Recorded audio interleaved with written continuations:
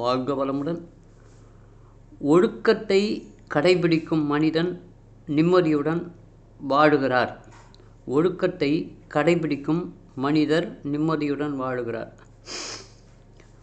இந்த பொய் சொல்லாமல் இருக்கிறது, திருடுகிற எண்ணம் வராமல் பார்த்துக்கொள்வது, பிறர் பொருளுக்கு ஆசைப்படாமல் இருப்பது, பண விஷயத்தில் மற்றவங்கக்கிட்ட நம்ம நேர்மையாக நடந்துக்கிறது, பெண்களை உயர்வாக மதிப்பது, நேரம் தவறாமையை கடைப்பிடிக்கிறது, இது மாதிரி இது சொல்லிக்கிட்டே போகலாங்க.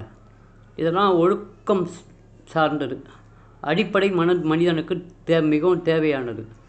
இந்த ஒழுக்கத்தை எல்லாம் ஒழுக்கம்னு நம்ம நினைக்கிற எல்லா விஷயத்தையும் நம்ம கடைப்பிடிக்கும் போது அந்த மனிதனுக்கு ஒரு பதட்டமோ டென்ஷனோ வராது.